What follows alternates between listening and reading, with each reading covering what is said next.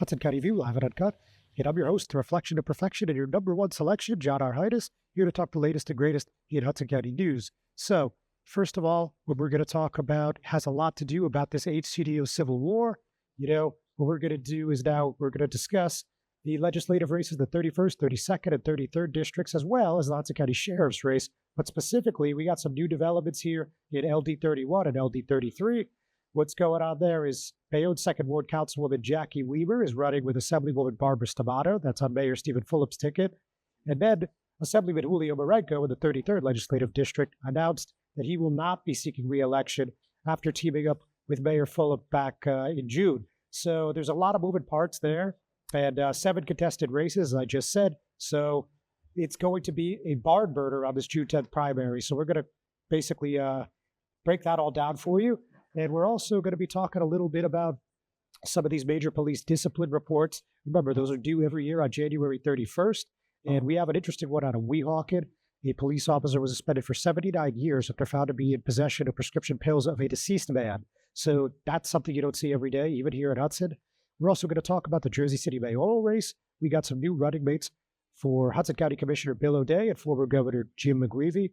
And also, shortly, we will be speaking with Guttenberg Mayor Wayne Zitt, who is also on that June 10th primary ballot. So all that and a whole lot more right after this word from our sponsors.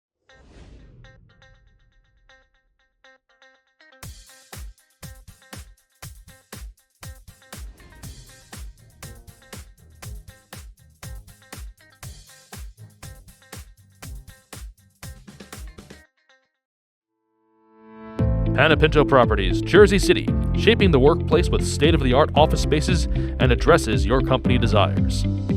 Building residences that define your home environment, adjacent to all modes of transportation with on-site parking available. The right address, the right lease. Call 201-521-9000 or visit online at panapintodevelopment.com. Panapinto Properties, building Jersey City for everyone. No one plans on heart disease, but everyone should have a plan for it. We help patients of all lifestyles and medical histories plan for healthy hearts. We offer convenient screenings without judgment, hundreds of preventive programs, and women's heart specialists. And we're the largest cardiac surgery program in New Jersey. Make plans for a healthy heart with RWJ Barnabas Health. Let's be healthy together.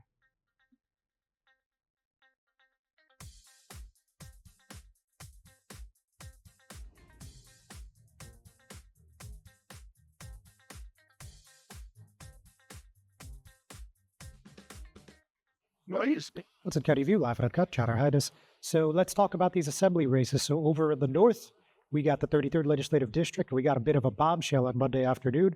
Assemblyman Julio Marenco won't be seeking re-election. Remember, he was one of 4 that were announced as running mates for Mayor Stephen Fulop as part of his pursuit for the governor's seat. And that's all on the June 10th primary ballot. Of course, everyone here running is Democrats. And this is all part of this intra-party fight between the Hudson County Democratic Organization. So basically, you got North Bergen Mayor Nick Sacco, Jersey City Mayor Steve Fulop, taking on a group led by State Senator Union City Mayor Brian Stack, Hudson County Executive, NHCDO Chair Craig Guy. So that's the broad strokes. So let's talk about Julio Marenco. So I had a chance to hear from him on Monday afternoon, as I said. But he noted, I believe that it would be best for the constituents I serve for me to suspend my campaign at this time in order to devote my full attention to my role as Executive Director of the North Bergen Housing Authority, as well as continuing to provide excellent constituent services. I thank the people of North Bergen and the entire 33rd District for their support and look forward to having the opportunity to once again serve an elected office in the future. So Marenco, as many of you know, is a former Board of Education president in North Bergen, and he's also served on that Township Board of Commissioners. And he's not ruling out a run for future office, though he didn't specify exactly what he would like to do. Obviously, his term goes all the way through the end of 2025. So now, interestingly, there were 4 incumbents, and there's 6 legislative delegates, Trenton representatives, if you will, for Hudson County, and 4 of the 6 announced that they were with Mayor Fulop in June, Marenco being one of them, the others being Assemblywoman Barbara McCann-Stamato in the 31st Legislative District, and then Assemblywoman Jessica Ramirez in the 32nd, as well as her running mate from 2023, that was Assemblyman John Allen. And now, here we are, what is that, probably about 8 months later, and All of a sudden, Allen and Marenko aren't running. Fulop is still supporting Ramirez. She does not have a running mate at this time. And in the 31st, as I mentioned at the top of the program, we have McCann Stamato running alongside Bayonne, Second Ward Councilwoman Jackie Weaver. More on that in a moment. But we also heard from Mayor Nick Sacco, of course, of North Bergen. And he said, Julio has my unconditional support to lead our North Bergen Housing Authority, and he has done an exceptional job there navigating through challenging circumstances. I look forward to once again offering him our full support and confidence in a future campaign for elected office. So the former executive director, Gerald Sanzari, you guys recall, stepped down in September. We didn't hear much other than it was some sort of personnel issue. Nothing really much more was said. And Marenko was named the acting ED, and now, obviously, he's there full time. So this is an interesting district in the sense that Marenko ran with Gabe Rodriguez, who at the time was a West New York mayor, and he also served on that board of commissioners. And he ended up running with Marenko as the HCDO ticket that was backed by Stack. Obviously, that's all completely fallen apart in the past, I don't know, it depends who you ask, but 6 to 12 months, I think, would be a rough range. And since we heard last month that Larry Weinstein, who ran against Sacco 3 times, albeit unsuccessfully, is now going to be replacing Marenko on that ticket with Stack. That's endorsed by Stack, just to be clear. And it'll be Weinstein and Marenko, supported by Stack and the HCDO. Now, as far as who the running mates or the opposition ticket is going to be, we're not exactly sure yet. We did hear one name, that's North Bergen developer Tony Hector. He's also a landlord, and he also served on the school board there, too. Unclear on who his running mate may be. We have ruled out former Assemblywoman Angelica Jimenez and West New York Commissioner Cosmo Cirillo. We also heard there is some conversation with former West New York Commissioner Margarita Guzman. But other than that, not too much is certain. So we're going to go to the 31st now. We're going to have more on that probably by tomorrow around this time, because the West New York Democratic Committee is meeting this evening. So McCann Stamato ran in 2023 with the HCDO, and that was a ticket that was backed by Bayonne Mayor Jimmy Davis and Jersey City Mayor Stephen Fulop. Now, of course, Davis is running for sheriff against incumbent Frank Scileri, and he's on Fulop's ticket. And McCann Stamato selected Jackie Weaver as a running mate. So Fulop said in a statement that Barbara and Jackie bring the relationship, empathy, and relentless determination to transform people's lives. It's time for government to serve the people, not the political machine. Short and sweet. This time around, Sampson, who will still be under the HCDO banner, will run with Hudson County Commissioner Jerry Walker. They haven't officially announced it, but the cat's been out of the bag for a couple weeks now, so that should be forthcoming pretty much any day. So very interesting. And I noted in this article, if you guys didn't have a chance to read it, that this is really going to make Bayonne a battleground, right? Because you have the Second Ward Councilwoman who was elected for the first time under Davis's ticket in May 2022. And don't forget, the incumbent only avoided the runoff with then Council President Sharon Ashdodrowski by 75 votes. So if it wasn't for someone like Fulop and Hudson County Commissioner Bill O'Day lending their resources, who knows what could have happened there. But it was very close. And now with Davis running for sheriff, it's going to be crucial to see what kind of votes Weaver and Sampson could get out for their respective teams. Now, speaking of elections, there's a lot more. For example, for a different race, though, this is the Jersey City mayoral. That's nonpartisan, November 4th. And Meredith Burns, who's the executive director of Art House Productions, he's running at large on former Governor Jim McGreevy's ticket. So very quickly, McGreevy said Meredith's diverse skill set includes strategic leadership, team building, event planning, financial management, and fundraising. She is an asset to Jersey City as we work to reduce municipal government spending, build affordable housing, increase public safety, and improve public schools. And she is the 6th member of McGreevy's ticket announced. And of course, there's going to be 9 for those that are going to back a full ticket. So with that, folks, we're going to take a quick break. When we come back, I'll be joined with Guttenberg Mayor Wade Zitt, who will be with us via a remote option. So just sit tight. We'll be right back.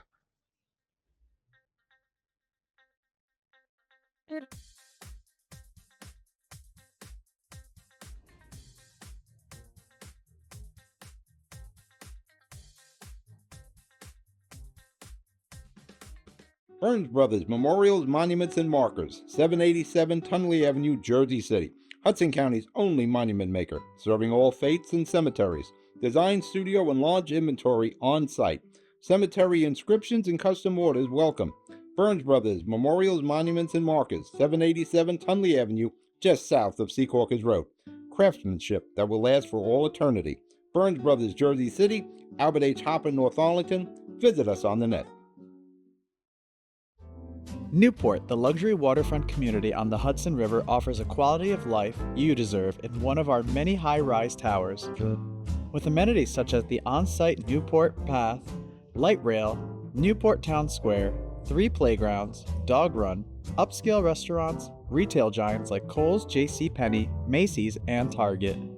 Morton Williams and Acme Supermarket are just outside your front door. A health and fitness center, skating rink, and medical facilities are also on site. Enjoy the New York skyline from our waterfront and various parks. Manhattan is just one pass stop away, or quick ride through the Holland Tunnel. Nursery and private elementary schools all on site. 12-screen movie theater at the Newport Center Mall. Looking to visit? Stay at the Westin or Marriott Hotel. For more information, visit us at newportnj.com. Make lasting memories to cherish forever. It's incredible. It's you, Newport. Live like you want.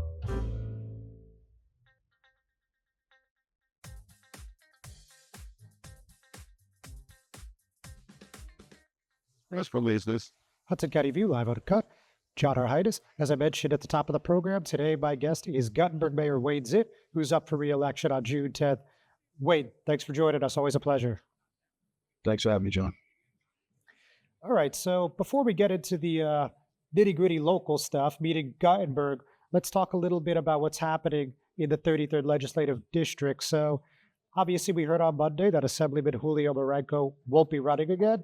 And so that means there'll be at least one more legislative representative for the town of Guttenberg. So, how do you feel about all this? And, when you're looking at this HCDO infighting and how it's going to impact you on the local level? Julio, for what he has done already was great. He's a great partner with Guttenberg. And if he chooses that he wants to focus on his new position, I completely understand that. North Bergen Housing is a big entity.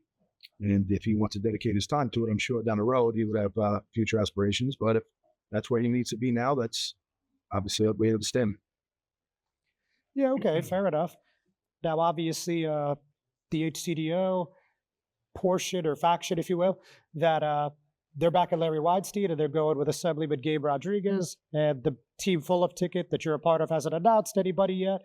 But safe to say that you won't be getting on board with Weinstein and Rodriguez anytime soon?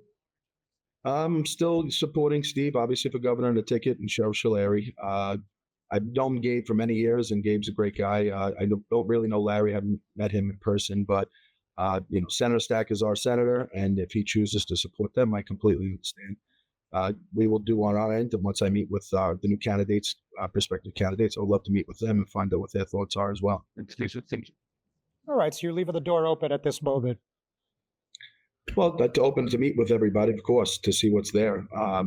Not knowing what's going on right now until we all meet, I guess that'll bring, shed more light on this. But to see where we're going at this point, I'm not sure who the candidate's going to be. Yeah, of course. And I'm sure we'll know a lot more around this time tomorrow after the North Bergen Democratic Committee meets tonight. So, on this on the ballot. So again, Sheriff Shalary is on the Team Full Up slate, and so just tell me why you think it was an easy choice to endorse him. You joined, of course, 6 other local mayors in doing so. Yeah, his body of work speaks for itself. The sheriff's department's runs smoothly. He's been a great leader in that department down there, and communication-wise, he's been great for Guttenberg. They support us. Every time we've had a chance that we've needed help, he's been there. And I'm not saying Jimmy Davis isn't a great candidate, but Sheriff Slater came out early. We gave him our word we would back him, and we're staying there. He's been, like I said, a great partner to us and a friend, and I'll continue on for 4 more years. All right, point taken, Mayor. So, speaking of public safety, obviously there's been a lot of chatter that's mostly cooled, but let's revisit what's going on with North Hudson Regional Fire and Rescue. You and North Bergen have talked about leaving this 5-municipality agency, and it looks like this lawsuit that you have is continuing. So could you give us any update or any new thoughts? We had a hearing a couple weeks back, the arbitration hearing set for September 9th through the 11th. We've been in communication with our attorneys as well as the DCA. The main point is, this department, which I think is probably the best in the state, if not, we need to sit down, the mayors and representatives we have on our board, to sit down and hammer this out. The contract itself hasn't been followed. If you do know, it's the only budget in New Jersey that has no DCA oversight. It's a $78 million budget of taxpayer dollars. When it was formed back in the 90s, Christine Whitman, the governor, said that it did not need DCA oversight. So right now, that is our fight. We want the fair share, everybody paying their fair share. If you look at it, pilot properties, the only portion of the bill is the land value, not the improvement value. The land is the lower of the two, which does not go on fire. We're asking for the formula to be revamped with DCA oversight, which will make sure every municipality is being treated fairly, and as well as the department. The easiest thing for us to do is to sit down, the five of us, and hash it out, rather than have to go through this long drawn process, because you got these men and women who run into buildings when they're on fire, looking over their shoulder, wondering if they're going to have a job in 5 years. And it's not fair to them. It's not fair to our residents. The safety aspect to this, the taxpayer aspect to this. So the easiest thing is to sit down and hash this out. I've asked for numerous times to sit down, and I fell on deaf ears. It's disturbing. I keep being told that, we're going to be going to volunteer department, which is not the truth. We are working with the Fire Prevention Department of DCA. They're actually in the process of helping us form our own fire department if we needed to. That is not our intention. We want to hopefully be able to hash this out before this expires.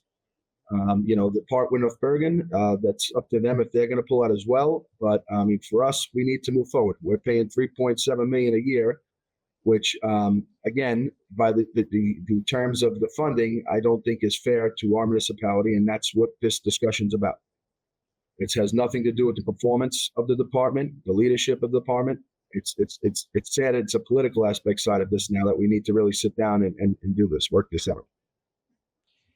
Mayor, thank you for that. We're not done yet. We are going to do another segment, but we just have to take a quick break. We'll be right back. Honestly.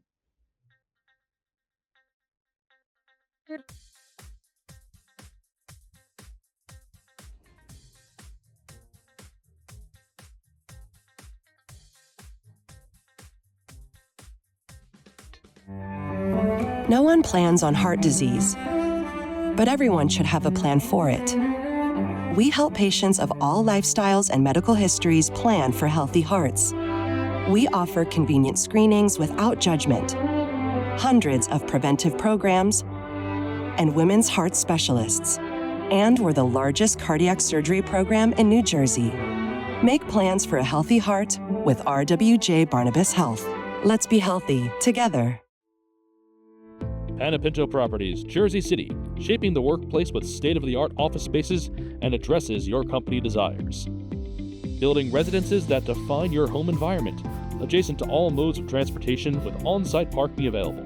The right address, the right lease. Call 201-521-9000 or visit online at panepintodevelopment.com. Panepinto Properties, building Jersey City for everyone.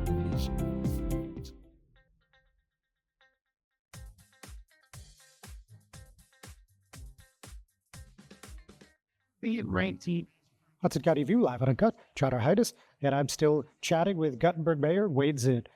So, Mayor, just in the event that cooler heads don't prevail, and of course this is not what anybody's hoping for, I can't imagine, but the point is, what would you and potentially North Bergen do for fire department?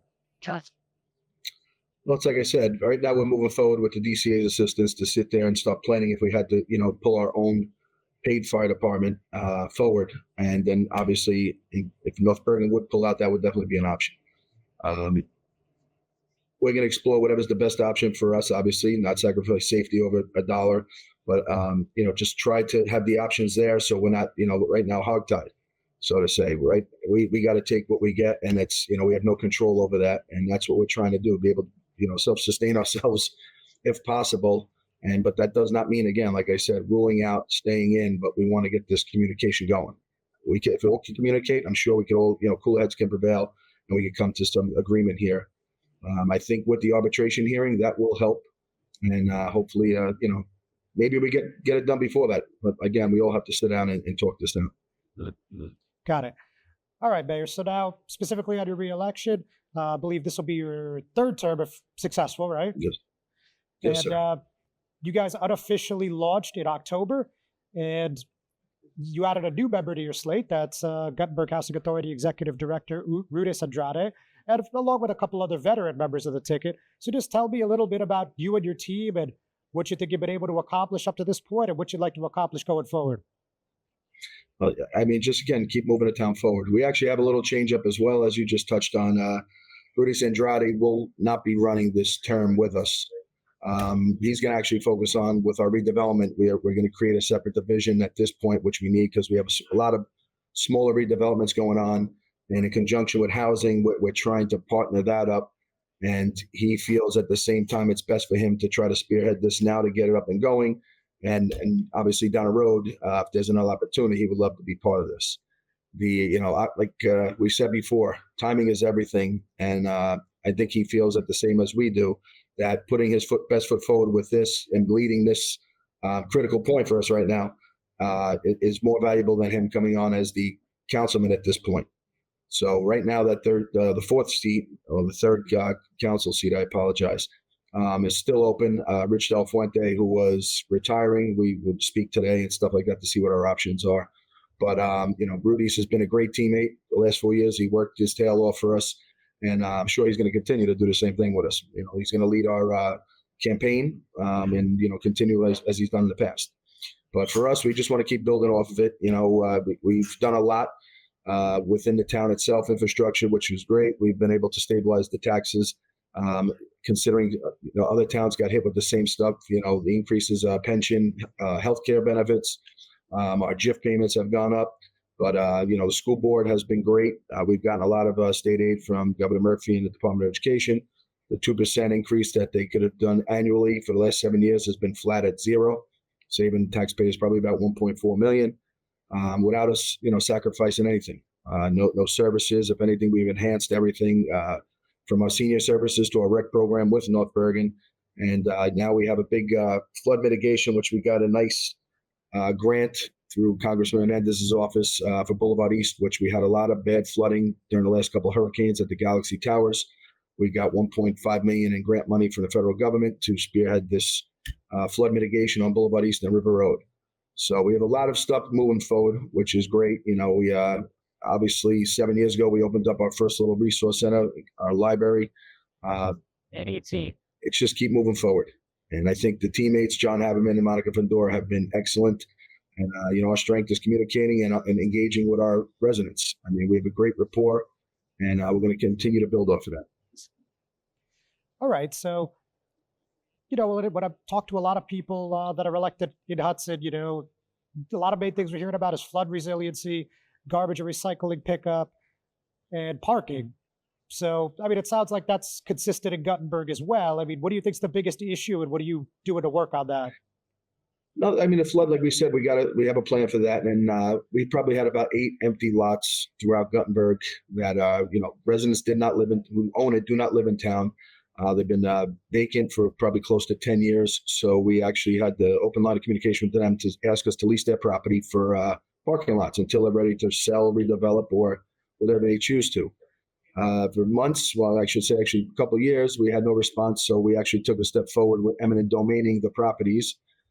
Fortunately, these owners came to our council meeting, probably 2 council meetings ago. We hammered out one deal, which is going to probably be about 30 spots on Jackson Street on the west side of town.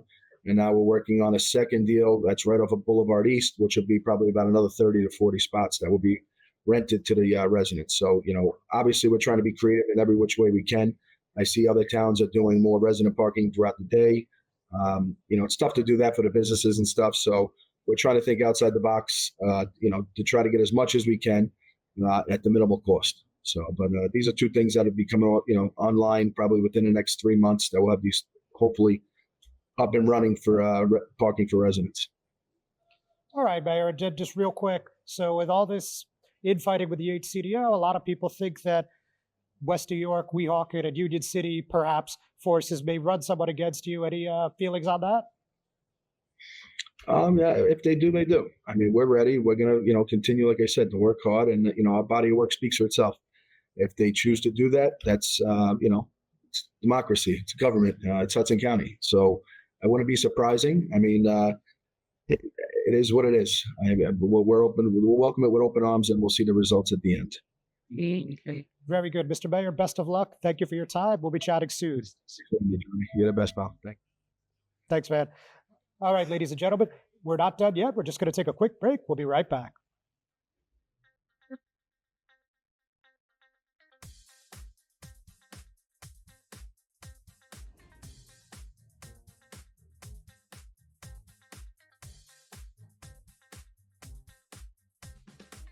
Burns Brothers Memorials, Monuments, and Markers, 787 Tunley Avenue, Jersey City. Hudson County's only monument maker, serving all faiths and cemeteries. Design studio and large inventory on site. Cemetery inscriptions and custom orders welcome. Burns Brothers Memorials, Monuments, and Markers, 787 Tunley Avenue, just south of Secaucus Road. Craftsmanship that will last for all eternity. Burns Brothers, Jersey City, Albert H. Hopper, North Arlington. Visit us on the net. Newport, the luxury waterfront community on the Hudson River, offers a quality of life you deserve in one of our many high-rise towers. With amenities such as the on-site Newport Path, light rail, Newport Town Square, 3 playgrounds, dog run, upscale restaurants, retail giants like Kohl's, JCPenney, Macy's, and Target. Morton Williams and Acme Supermarket are just outside your front door. A health and fitness center, skating rink, and medical facilities are also on site. Enjoy the New York skyline from our waterfront and various parks. Manhattan is just one pass stop away, or quick ride through the Holland Tunnel. Nursery and private elementary schools all on site. 12-screen movie theater at the Newport Center Mall. Looking to visit? Stay at the Westin or Marriott Hotel. For more information, visit us at newportnj.com. Make lasting memories to cherish forever. It's incredible. It's you, Newport. Live like you want.